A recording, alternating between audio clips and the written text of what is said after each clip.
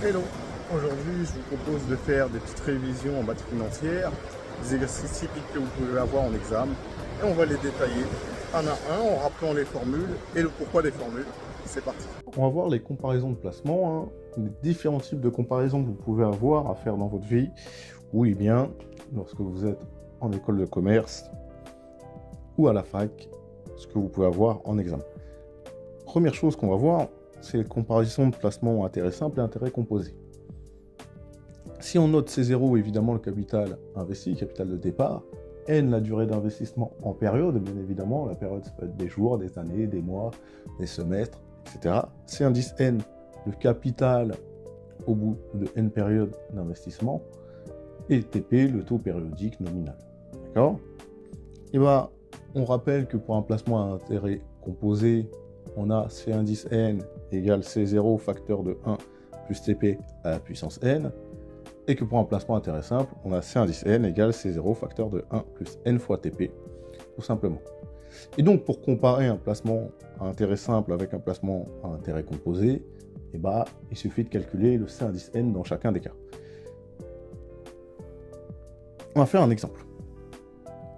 Une personne peut placer une somme d'argent selon deux modalités. Donc, le banquier propose deux modalités. La modalité A, 7,5% par an à intérêt composé. La modalité B, 9,3% par an à intérêt simple. Évidemment, quand vous faites un placement, je tiens quand même à le dire, il faut que vous sachiez sur quelle durée vous allez investir. D'accord? Et c'est ça qui va vous permettre de décider si vous y allez ou pas, surtout lorsqu'on vous propose deux placements différents, puisque c'est la durée d'investissement qui va vous dire quel placement est le mieux. Et on nous dit, que doit-on choisir si n égale 6? Et que doit-on choisir si n égale 7? L'idée, c'est de calculer que vaudra le capital si n égale 6 dans chacun des cas, et que vaudra le capital si n égale 7 dans chacun des cas. Donc pour n égale 6, je vais regarder quel sera mon capital au bout de la 6e année avec le placement à intérêt composé, c'est-à-dire la modalité A. Et bien, j'ai C6 égale C0 facteur de 1 plus 0,075 à exposant 6, d'accord, parce que le placement est à 7,5%, ça me fait environ 1,543 C0. Pour comparer, qu'est-ce que je dois faire? Je dois calculer le capital au bout de 6 années avec le placement intérêt simple, qui lui est un taux de 9,3%. Et les formules, elles sont en bas, donc on va juste les réutiliser. Et du coup, j'aurai C6 égale C0 facteur de 1 plus 6 fois 0,093. Ce qui va me donner exactement 1,558 C0. Et on voit que pour le placement à intérêt composé, c'est-à-dire la modalité A, mon capital de départ est multiplié par 1,543. Et que pour le placement à intérêt simple, c'est-à-dire la modalité B, mon capital de départ est multiplié par 1,558. Donc j'ai tout intérêt à prendre le placement à intérêt simple si je sais que je vais investir que sur 6 années. D'accord? Parce que le coefficient multiplicateur est plus élevé. Et donc, pour 6 années, il est préférable de prendre la modalité B. Maintenant, pour cette année, est-ce que c'est toujours la même chose? On va faire le même travail. Donc, pour n égale 7, mon capital au bout de 7 ans pour le placement intérêt composé, c'est-à-dire la modalité A, je vais faire C0 facteur de 1 plus 0,075 exposant 7. Ce qui va me faire environ 1,659 C0. Je vais regarder quel serait mon capital au bout de cette année pour le placement intérêt simple, c'est-à-dire la modalité B. Mon C7 serait égal à C0 facteur de 1 plus 7 fois 0,093, qui me ferait 1,651 C0. Tout de suite, là, ce que je vois, c'est que c'est le placement intérêt composé, c'est-à-dire la modalité A, qui est plus intéressante. Et donc, pour cette année, je prendrai le placement intérêt composé, c'est-à-dire la modalité A. Donc là, dans cet exemple-là, ce qu'on va remarquer, évidemment, c'est que le placement intérêt simple, il est plus avantageux jusqu'à n égale 6, et à partir de n égale 7, c'est le placement intérêt composé qui est plus intéressant. Donc voilà, si la personne place sur moins de 6 ans, elle a tout intérêt à prendre le placement à intérêt simple. Si elle place sur plus que 6 ans, elle a tout intérêt à prendre le placement à intérêt composé. Maintenant, autre exercice que vous pouvez avoir, c'est de comparer, pas forcément le taux nominal et le taux réel, si le calculer, et de savoir quel est le gain réel lorsqu'on fait un placement. Et du coup, on rappelle que le taux nominal, c'est le taux qui est fixé en début de contrat et qui permet de calculer les intérêts dus par l'emprunteur au prêteur, bien évidemment. Et le taux réel, il s'agit du taux qui prend en compte l'inflation, c'est-à-dire le vrai taux.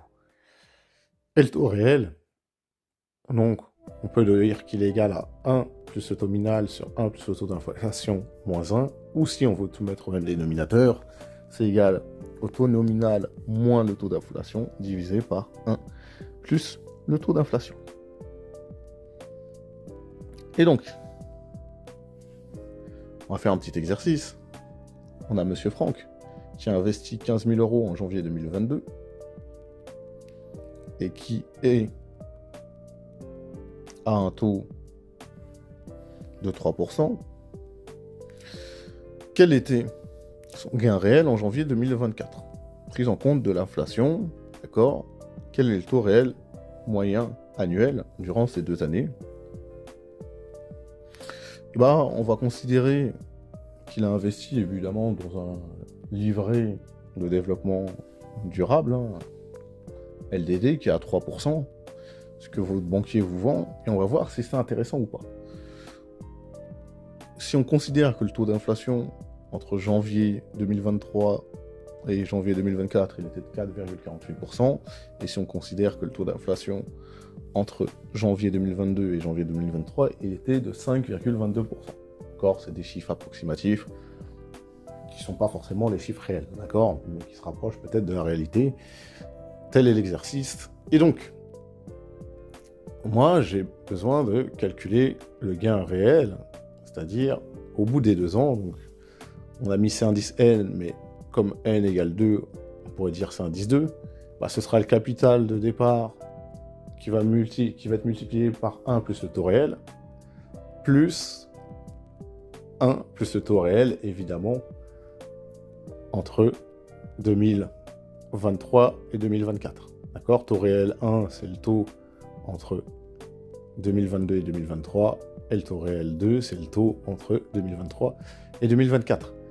D'accord? Et ça nous fait C0 facteur de 1 plus, on a simplement mis la formule du taux réel, c'est-à-dire 1 plus taux nominal sur 1 plus taux d'inflation moins 1, de tout, et facteur de 1 plus le taux nominal sur 1 plus le taux d'inflation entre janvier 2022 et janvier 2024 moins 1.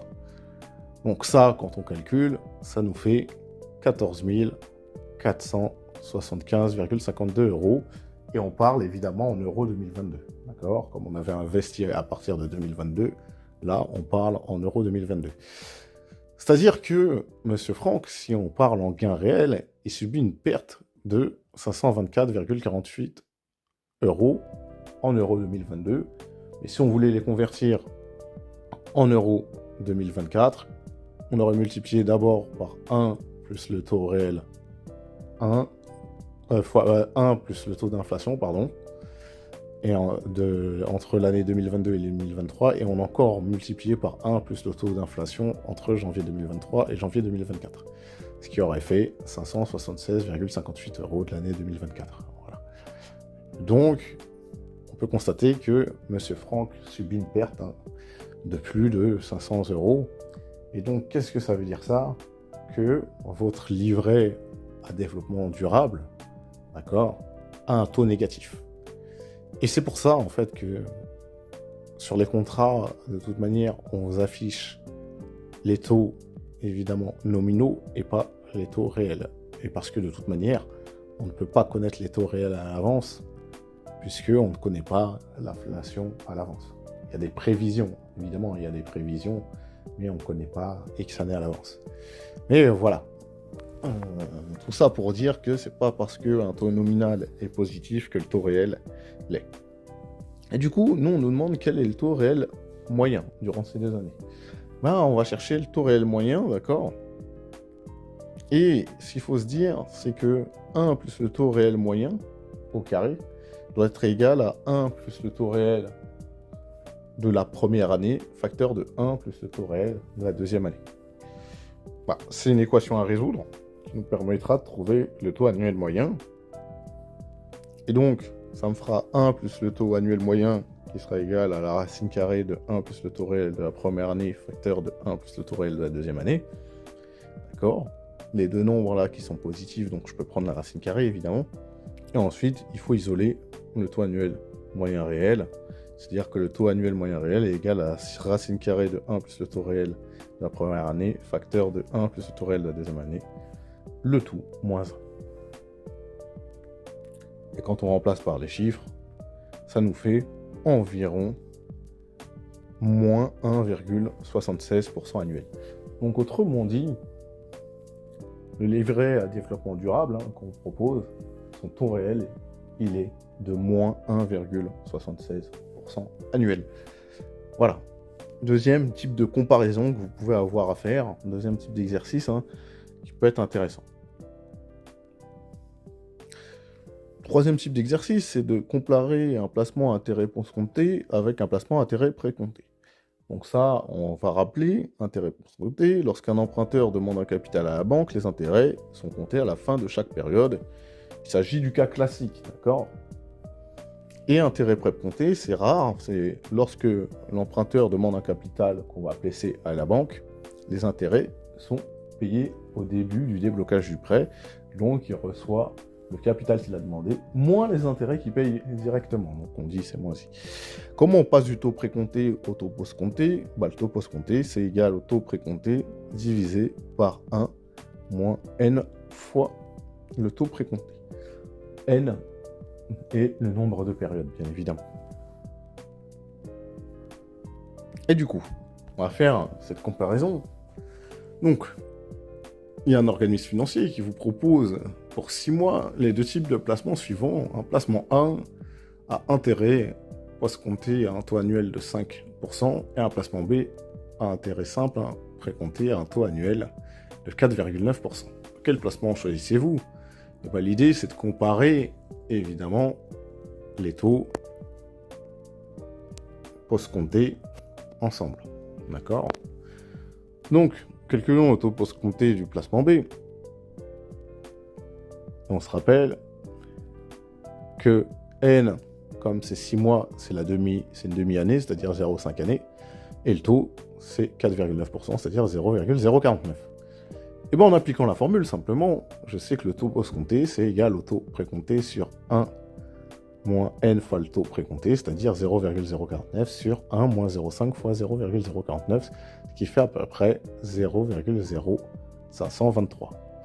Et ça, c'est plus grand que 5%, donc j'ai tout intérêt à choisir le placement B, puisque les intérêts seront plus élevés, puisque mon taux annuel est plus élevé.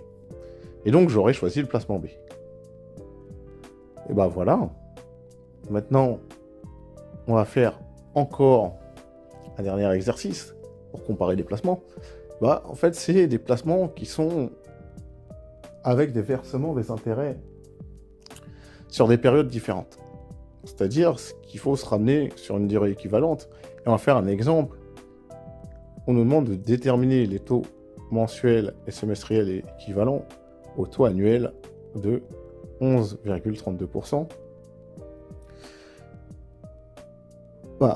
Pour déterminer évidemment un taux mensuel équivalent à un taux annuel de 11,32%, on doit résoudre à 1 plus taux mensuel à la puissance 12 doit être égal à 1 plus le taux annuel. Pourquoi? Parce que dans une année, il y a 12 mois, d'accord? Et du coup, quand on résout ça, simplement, vous voyez la résolution juste au-dessus. Et du coup, finalement, je sais que le taux mensuel, c'est égal à 1 plus le taux annuel à la puissance 1 sur 12, le tout moins 1, et ce qui me donne environ 0,898% mensuel, pour avoir 11,32% annuel. Et du coup, en dessous, oui, on a écrit taux mensuel au lieu de évidemment taux semestriel, hein. Donc il y a une petite coquille juste en dessous. Et ben la formule, c'est le même principe, on résout l'équation, sachant que dans une année, il y a 2 semestres, on résout l'équation 1 plus le taux semestriel à puissance 2 égale 1 plus le taux annuel. Une fois qu'on résout ça, on trouve 5,508% semestriel. D'accord? Excusez-nous pour la petite coquille. Et voilà, en fait, on a pu voir les différentes comparaisons de placement qu'on peut faire, comment trouver des taux équivalents lorsqu'on n'est pas sur la même période, comparer un placement intérêt simple, un placement intérêt composé, calculer vraiment les taux d'intérêt réels, les gains réels, et donc voilà les différents types d'exercices que vous pouvez avoir pour comparer les placements.